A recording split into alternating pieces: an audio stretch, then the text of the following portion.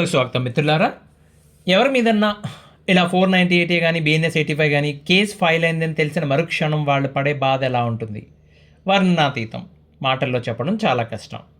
పోయిన 2 వారాల్లో నాకు వచ్చిన ఈమెయిల్స్లో ఉండి 14 మంది ఇదే సిచ్యువేషన్లో ఉన్నారు. Right now they are facing. ఇంకా చాలామంది దాంట్లో మెజారిటీ పోలీస్ స్టేషన్కి వెళ్ళనే లేదు, జస్ట్ కమ్యూనికేషన్ వచ్చింది వాళ్ళకి. ఒక ఆయన నాన్ ఐటీ అండి, ఆఫీస్ పని మీద ఒక క్లయింట్ లొకేషన్కి వెళ్ళారు, ముంబై వెళ్ళారు ఆయన. ఓకే, ముంబైలో ఒక పెద్ద బాగా ఫేమస్, ఇండియా అందరికీ తెలిసిన ఒక బ్రాండ్, ఒక ఇండస్ట్రియల్ సొల్యూషన్ కంపెనీ అది. ఆ కంపెనీకి ఏదో ప్రాబ్లం ఉంది, సాల్వ్ చేయడానికి వెళ్ళారు ఇంజనీర్ అయినా. అక్కడికి వెళ్ళినప్పుడు పోలీస్ స్టేషన్ నుంచి ఫోన్ వచ్చింది, ఏమండి ఇలా మీ వైఫ్ మీ మీద కంప్లైంట్ రేస్ చేశారు, మీరు పోలీస్ స్టేషన్కి వచ్చి కలవాలి అని చెప్పి. ఇంకొక ఆయనకి ఏదో ఒంట్లో బాగలేదండి, ఒక 3 రోజుల పాటు ఆయన ఏదో పారాసెటమాల్ ఏదో వేసుకున్నాడు, తగ్గట్లేదు, బహుశా ఏ వైరల్ ఫీవర్ అయి ఉంటుంది. హాస్పిటల్కి వెళ్ళాడు, డాక్టర్ అపాయింట్మెంట్ కోసం ఎదురు చూస్తూ కూర్చుంటే అప్పుడు కాల్ వచ్చింది. ఇంకొక వాళ్ళు భార్యాభర్తలు ఇద్దరు గొడవపడి 6 నెలలుగా దూరంగా ఉంటున్నారండి. కానీ సడన్గా అబ్బాయికి చెల్లెలు ఉంది, ఓ చెల్లెలు, ఆమెకి పెళ్లి కుదిరింది, పెళ్లి జరుగుతోంది. రైట్, పెళ్లి కొడుకు వచ్చి విడిదింట్లో ఉన్నాడు. ఆ టైంలో ఫోన్ చేశారు, ఏమండి ఇట్లా మీ మీద, మీ తల్లిదండ్రుల మీద, మీ చెల్లెల మీద, అంటే పెళ్లి కూతురి పైన, మీ అన్నగారి పైన, మొత్తం 5 పైన బిఎన్ఎస్ 85 498 కంప్లైంట్ రేజ్ అయిందని చెప్పి మీరు పోలీస్ స్టేషన్కి వచ్చి కలవాల్సి ఉంటుందని చెప్పి. రైట్, ఇంకా చాలా ఉన్నాయండి. వినడానికి చూడడానికి ఓకే పోలీస్ కేసు అయిందా అన్నట్టు ఉంటుందండి. కానీ ఆ ప్రెషర్, ఆ పెయిన్ స్వయంగా అనుభవించిన వాళ్ళకి తప్ప అర్థం కాదు, తెలియదు కూడా. వెంటనే కొన్ని గొంతుకలు అడుగుతాయి, మరి భార్యాబిడ్డలు ఏడిపించినప్పుడు లేదా అని. నిజంగా తప్పు చేసి ఉంటే ఆ కర్మ ఫలితం పండిద్దాం, అది పడాల్సిందే. కానీ కేవలం ఇద్దరికీ మధ్యన అహంకారం వల్ల, ఇంకే కారణం వల్ల వచ్చిన మనస్పర్ధలు అయితే ఇప్పుడు క్రైమ్ అని ఎలా అనగలమని దానికి? అంత పెద్ద శిక్ష కరెక్ట్ కాదేమో కదా దానికి. సరే, ఒకవేళ మీ భార్య కనుక మీ మీద ఫాల్స్ అలిగేషన్ వేస్తూ ఇలా కేసు ఫైల్ అయిందని పోలీస్ కాల్ వస్తే నిజంగా తప్పు చేసిన వాడు అస్సలు భయపడ్డండి. వాళ్ళకి అసలు బరితిగా దారుణంగా ఆ సిస్టమ్ ఏమీ చేయలేదని అని చెప్పి చాలా కాన్ఫిడెంట్గా ఉంటారు. రైట్, అసలు జడ్జి ముందు మాట్లాడడానికి చాలా దారుణంగా మాట్లాడుతున్నారండి. మొన్న లాస్ట్ వీక్లో ఒక కేసులో చూస్తే అతను ముందుకు వచ్చేసి సోమవారం అవ్వస్తారు ఇట్లా, జడ్జి మామూలుగా తిట్టలేదు ఆయన్ని. ఏమయ్యా నీకు బుద్ధి ఉంది అసలు? వాళ్ళ లాయర్ని తిట్టాడు ఆయన, అడ్వకేట్ని తిట్టాడు ఆయన. బుద్ధి ఉందా, మీ క్లయింట్ ఏం మాట్లాడుతున్నాడో, కోర్టులో ఏం మాట్లాడాలో తెలియదా, జడ్జితో ఎలా ప్రవర్తించాలో తెలియదా అని చెప్పి. అంటే వాళ్ళు పట్టించుకోరు, దే డోంట్ కేర్, సిస్టమ్ ఎటుపోయినా పర్లేదు అన్నట్టు అనమాట. కానీ ఫాల్స్ కేసులు ఫేస్ చేస్తున్న కుటుంబాలు, ముఖ్యంగా భర్త స్థానంలో ఉన్నవాళ్ళు కనుక ఇలా పోలీసు నుండి ఫోన్ వచ్చిన వెంటనే చేస్తున్న తప్పులేంటి, ఆ సిచ్యువేషన్ ఎలా డీల్ చేయాలో చెప్పుకుందామండి. ఓకే, ఏం పోరాటం చేయాలి, ఎలా గెలవాలి, ఇవన్నీ కాదు. నేను చెప్పేది ఫస్ట్ 24 అవర్స్ నుంచి 48 అవర్స్ వరకు మీ యాక్షన్ ఎలా ఉండాలి, మీ ఆలోచన విధానం ఎలా ఉండాలి. ఏమండి, ఒక ఫోన్ కాల్ వచ్చి నేను పలానా స్టేషన్ ఎస్ఐనో సిఐనో మాట్లాడుతున్నాను, మీ మీద కేసు ఫైల్ అయింది అంటే ఒక రాజకీయ నాయకుడైనా, ఒక గవర్నమెంట్ ఎంప్లాయ్ అయినా, వ్యాపారస్తుడైనా సరే భయపడాల్సిందే, భయపడతారు. అట్లాంటిది ఒక మిడిల్ క్లాస్ వాడు, సాఫ్ట్వేర్ ఇంజనీర్, ఒక నాన్ ఐటీ పర్సన్, ఓ ప్రైవేట్ కంపెనీలోనో గవర్నమెంట్ ఎంప్లాయీ, వాడికి చెమటలు పట్టుకుంటే ఎలా ఉంటాయండి? టెన్షన్ వస్తుంది, బీపీ ఉంటే వెంటనే ట్రిగ్గర్ అయిపోతుంది. విచిత్రమైన విషయం, కోపం, భయం, 2 విరుద్ధ భావాలు ఒకేసారి వస్తాయి. రైట్, మరీ ముఖ్యంగా ఆర్థికంగా పూర్తిగా ఉద్యోగం మీద ఆధారపడ్డ వాళ్ళు, నెత్తిన బాధ్యతలు మోస్తున్న వాళ్ళు అయితే చాలా కృంగిపోతారండి. రైట్, అప్పుడు మైండ్ ఏం చెప్తూ ఉంటుందంటే, ఆ ఫోన్ కాల్ కట్ అయిన వెంటనే పోలీస్ కన్నా ముందుగా మీ మీద అటాక్ చేసేది మీ మైండే. మీరు ఈయన రకరకాల ఆలోచించడం మొదలెడతాడు. ఇప్పుడు అరెస్ట్ చేస్తారా, ఓకే నా పేరెంట్స్ని కూడా తీసుకెళ్లాలా, నా జాబ్కి ఏమవుతుందో, చుట్టాలు ఫ్రెండ్స్ని ఎలా ఫేస్ చేయాలో, ఇక అయిపోయినట్టేనా మన పని. లైక్ ఫోన్ కాల్ మాట్లాడింది 20 సెకండ్లు, 25 సెకండ్లు, ఈయన అప్పుడే 20 సంవత్సరాలు ముందుకు వెళ్ళిపోయి ఆలోచించడం మొదలు పెడుతూ ఉంటాడు. ప్రాబ్లం అక్కడే స్టార్ట్ అవుతుందండి. ఎక్కువగా బాధపడేది ఈ అబ్బాయి కంటే కూడా వాళ్ళ పేరెంట్స్. రైట్, చాలామంది నాకు మెయిల్ చేసిన వాళ్ళు చెప్పే పాయింట్, మేజర్ పాయింట్ ఇది. నా గురించి కాదండి, I can deal with it, I can handle it, but మా అమ్మ నాన్నని ఇరికించారు, వాళ్ళు ఎక్కడ దూరంగా ఉంటారు, ఒక రైతు ఊళ్ళో మర్యాదగా బతుకుతున్నారు కొంతమంది చెప్తారు. కొంతమంది ఏమో గవర్నమెంట్ ఎంప్లాయీస్. ఏమండి మీరు అడగొచ్చు, మరి కోడల్ని నానా హింసలు పెట్టిన వాళ్ళు, అరే సార్ వాళ్ళు కూడా ఉన్నారండి, వాళ్ళు కూడా ఉన్నారు, వాళ్ళకి శిక్ష అనుభవిస్తారు, ఓకే. కానీ వీళ్ళు మరి ఏ తప్పు చేయని వాళ్ళు, ఎక్కడో దూరంగా ఉంటున్న వాళ్ళు. ఇప్పుడు నాతో ఒక గవర్నమెంట్ ఎంప్లాయీ మాట్లాడతారండి, ఆవిడ చాలా సీనియర్ పొజిషన్లో ఉన్నారు, చాలా సీనియర్, పైగా టెక్నికల్ డిపార్ట్మెంట్లో. ఆవిడ ఎంతసేపు మా కాల్ పనికి మాలింది, అది ఎట్లా చేసింది, వాళ్ళ అమ్మ ఎట్లా చేసింది, అవి ఎప్పుడు చెప్పలేదండి. ఆవిడ చాలా మర్యాదగా, గౌరవంగా, వీళ్ళు పిల్లలమ్మాయిళ్ళు, అర్థమే చావదు, కాపురం చేయటం ఎట్లాగో తెలిసి చావదు, మాకంతా సక్రమంగానే జరిగిందా ఏంటి, మేము ఏడవలా, మేము సర్దుకోవాలా అన్నీ, అవి తెలియదమ్మా, కొడుకుని కోడల్ని కలిపే తిరుగుతారు. ఆవిడ మీద ఇప్పుడు ఆవిడ బాధ ఏంటంటే ఆవిడకంటే 2-3 క్యాడర్లు తక్కువ ఉన్న వాళ్ళ దగ్గరికి వెళ్ళి నిలబడాలి. రైటా? వెళ్ళి వాళ్ళు ఏదో పిలుస్తారు, బయట వెయిట్ చేయండి సార్ వస్తారు. ఇది ఎంత ఇరిటేటింగ్ ఉంటుంది వాళ్ళకి, రైట్? సో ఆ టెన్షన్ ఉంటుందండి.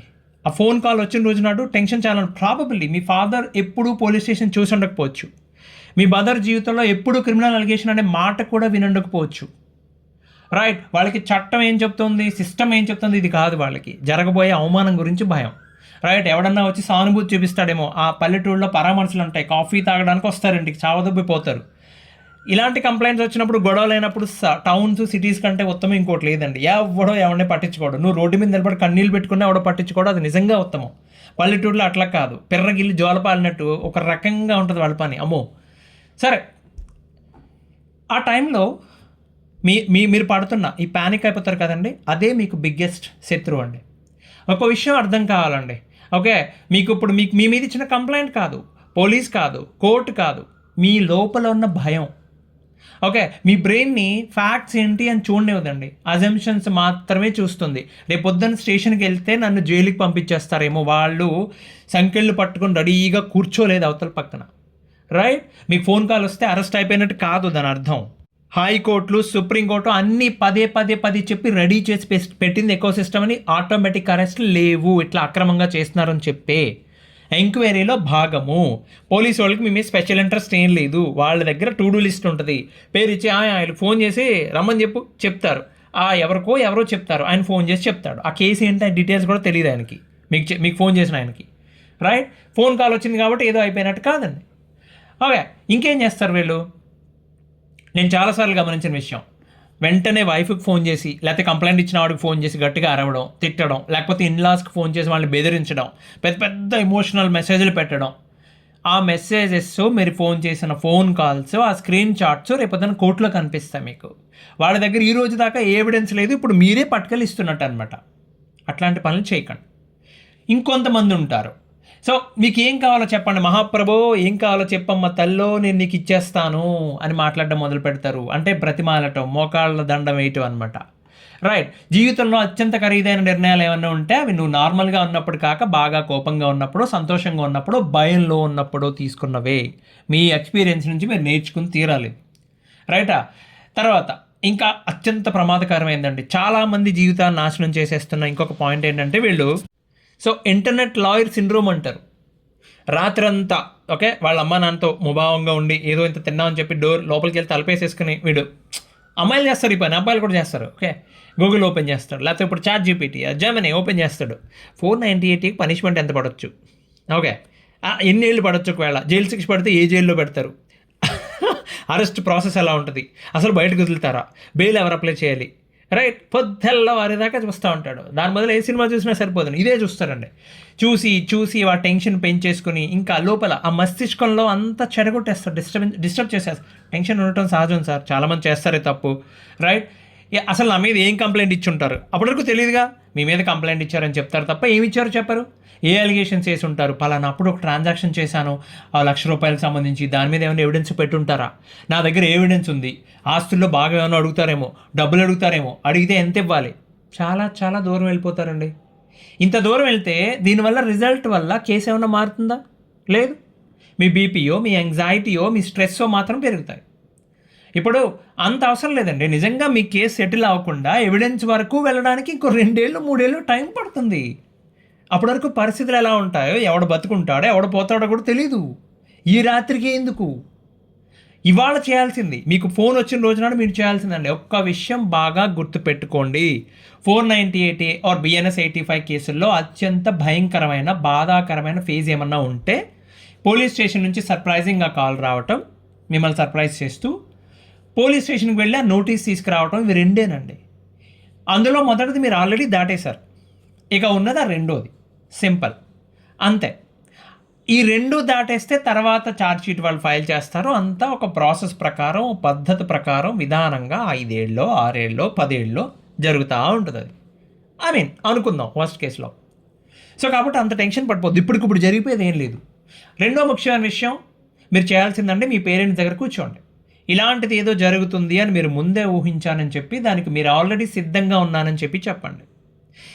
ఇలా పోలీసులు ఫోన్ చేయడం ఇదంతా ప్రాసెస్లో భాగం మాత్రమే. మీరు స్టేషన్కి రావాల్సిన పని లేదని చెప్పి వాళ్ళకి చెప్పండి.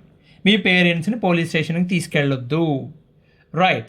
కంప్లైంట్ వచ్చింది, ఇది ఒక లీగల్ ఇష్యూ, మనం స్టెప్ బై స్టెప్ హ్యాండిల్ చేద్దాం. అలా కాకుండా మీరు యాడ్ అవ్వటం, గట్టిగా అరవటం, కోప్పడడం, అందుకే అమ్మ నేను స్కూల్కి రానని అన్నాడు చిన్న ఏదో సినిమాలో బ్రహ్మానందం అంటాడు కదా, అట్లా మీరు సడన్గా అందుకే నేను అప్పుడు మీరు సంబంధం తెచ్చినప్పుడే నేను చెప్పాను వాళ్ళ మామయ్య ఎలా ఉన్నాడు, వాళ్ళ పెద్దనాన్న ఎట్లా ఉన్నాడు. ఇప్పుడు పాత విషయాలకు వెళ్ళొద్దు, కెలుక్కోద్దు, ఎవరి వల్ల జరిగింది అని చెప్పి అయిపోయింది ఆల్రెడీ. రైట్. అది మీకు హెల్ప్ చేయకపోగా సిచ్యువేషన్ ఇంకా చెత్తగా తయారు చేస్తుందండి. ఓకే, మీరు ఎంత కామ్గా ఉంటే అంత ధైర్యం వస్తుంది వాళ్ళకి. రైటా? మీరు సింపుల్గా చెప్తా. ఓకే, మీ మైండ్లో ఏం జరుగుతుంది ఇప్పుడు, నాకు ఇది ఎందుకు జరుగుతుంది, అమ్మాయి నేను ఎంత ప్రేమగా చూసుకున్నాను, ఇది కాదు మీ ఆలోచన విధానం. మీరు ఆలోచించాల్సింది ఏంటంటే తనకి నాకు ఇంతే రుణం ఉంది. రైట్. మా ఎమోషనల్ మ్యారేజ్ ఆల్రెడీ ఓవర్ అయిపోయింది కంప్లైంట్తో. రైట్. నువ్వు ఆలోచించుకో. లేదు కలిసే ఉద్దేశం ఉందనుకో, నిజంగా చిన్న మిస్టేక్ జరిగింది అనుకో, దట్స్ ఎ డిఫరెంట్ స్టోరీ. నేను అనేది ఎవరి మీదన్నా ఫాల్స్ కేసు పెడితే నీకు బాగా కోపం వస్తే నువ్వు ఆలోచించాల్సింది ఆమెను ఏదో చేసేయాలని కాదు. నువ్వు ఆలోచించాల్సింది బాబు ఎమోషనల్ మ్యారేజ్ ఈ రోజుతో ఎండ్ అయిపోయింది, ఇక ఇది ఇక్కడ రేపటి నుంచి ఇదంతా లీగల్ కేసు మాత్రమే. ఆమె పిటిషనరు, నేను రెస్పాండెంట్, లేకపోతే నేను పిటిషనర్, ఆమె రెస్పాండెంట్. సింపుల్. అది మీకు చాలా ఎమోషనల్ ప్రెషర్ అంతటిని దించి అవతల పాడేస్తుందండి. రైట్. రెండోది, నా జీవితం, నా ఉద్యోగం, నా ఫ్యూచర్ మొత్తం నాశనం అయిపోయింది. లేదు, ఏమీ కాలేదు. This is just a simple critical phase అంతే. మీ ఇంట్లో ఎవరికేదో ఎమర్జెన్సీ సిచ్యువేషన్ వచ్చిందండి. రైట్. ఆ రోజు అర్ధరాత్రి 12 గంటలకు హాస్పిటల్లో జాయిన్ చేశారు మీరు. ఆ రోజు ఎంత టెన్షన్ పడతారు, ఎంత బాధపడతారు. మర్నాడు మధ్యాహ్నం నార్మల్గా పప్పుచారులో అప్పడం లేకపోతే ఫీల్ అయిపోతారు. అదేంటి నేను చెప్పాను కదా నాకు అప్పడాలు కావాలని, మర్నాడు మధ్యాహ్నం 12 గంటలకి. రాత్రి నువ్వు ఎంత టెన్షన్ పడ్డావు. ఇది కూడా అంతే. 2 రోజులు పోతే నార్మల్ అయిపోతుంది, నవ్వుకుంటావు నువ్వే మళ్ళీ.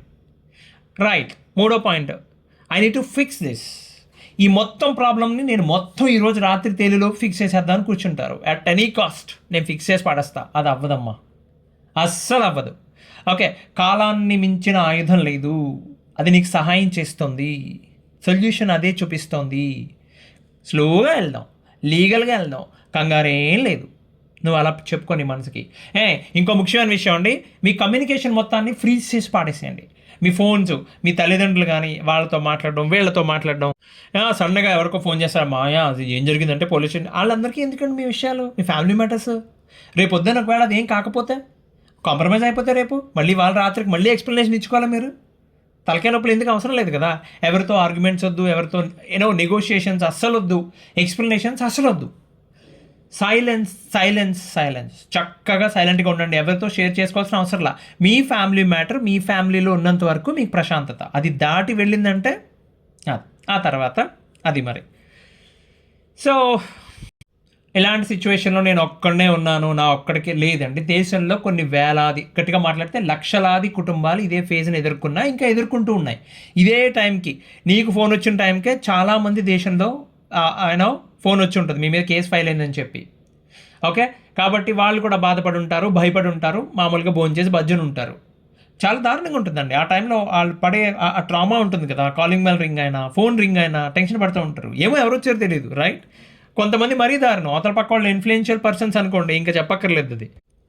చివరిగా చెప్పేదండి, ఈ వీడియో చూస్తున్న వాళ్ళు ఎవరన్నా మీకు భయంగా అనిపిస్తే, మీ మీద కేసు ఫైల్ అయిందని కానీ అవ్వబోతుందని కానీ తెలిస్తే కనుక, మీ విలువని, మీ క్యారెక్టర్ని, మీ భవిష్యత్తుని ఒక కంప్లైంటో ఒక కేసో నిర్ణయించదండి.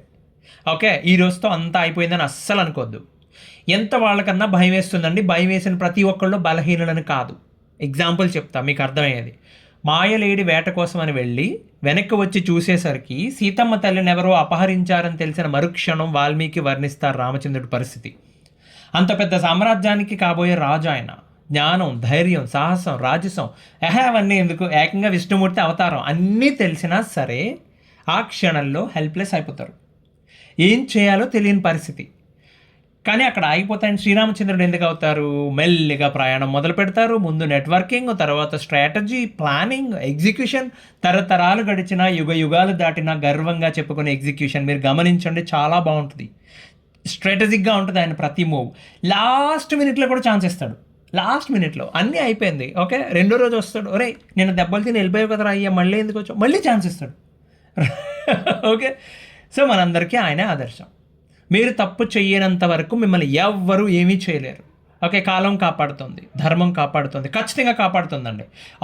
మీరు పెట్టాల్సిందల్లా నమ్మకం ఉంచండి, ధైర్యంగా ఉండండి. కంగారు పడి ఏ నిర్ణయం పడితే ఆ నిర్ణయం తీసుకోవద్దండి. ఓకే, పోలీస్ స్టేషన్ నుంచి కమ్యూనికేషన్ వచ్చిన రోజున మీ నుంచి అవతల పక్క వాళ్ళు రియాక్షన్ ఎక్స్పెక్ట్ చేస్తారు. వీళ్ళు డైరెక్ట్గా కాల్ చేసి తిడతారా మమ్మల్ని, మాకు వార్నింగ్ ఇస్తారా, మా చుట్టాలకు ఫోన్ చేస్తారా, మమ్మల్ని బ్రతిమాలుతారా, లేకపోతే ఎవరైనా మధ్యవర్తుల ద్వారా ఏదైనా బేరాలు ఆడతారా? ఇందులో మీరు ఏం చేసినా అవతల వాళ్ళు ప్రతి మూమెంట్ని ఎంజాయ్ చేస్తారు. మీరు కనీసం రెస్పాండ్ కూడా అవ్వకపోతే, మీరు సైలెంట్గా ఉండిపోతే అవతల వాళ్ళని చాలా చాలా బాధ పెడుతుంది. అది పోలీస్ కంప్లైంట్ ఇచ్చినా కూడా మీరు చలించకపోతే ఇంకేం చేస్తే భయపడతారో వాళ్ళకి అర్థం కాదు. రైట్? అలా ఎవడు ఉండగలడండి? తప్పు చెయ్యని వాడు మాత్రమే ఉండగలడు. తప్పు చేసినవాడు ప్రశాంతంగా ఉండలేడు, వాడు చాలా గిల్లగిల్లాడుతాడు. రైట్? కాబట్టి ఎక్కువ టెన్షన్ పడకుండా మంచిగా తినండి, హ్యాపీగా బజ్జోండి, కనీసం ప్రయత్నం చేయండి ప్రశాంతంగా ఉండడానికి. అవ్వదు, కష్టమే నాకు తెలుసు, కనీసం ప్రయత్నం చేయండి. ప్రయత్నపూర్వకంగా ప్రశాంతంగా ఉండడానికి ట్రై చేయండి. మీ పేరెంట్స్కి మీరే ధైర్యం చెప్పండి. వచ్చే విధాలు మళ్ళీ కలుద్దాం. అంతవరకు సెలవు. ధన్యవాదాలు.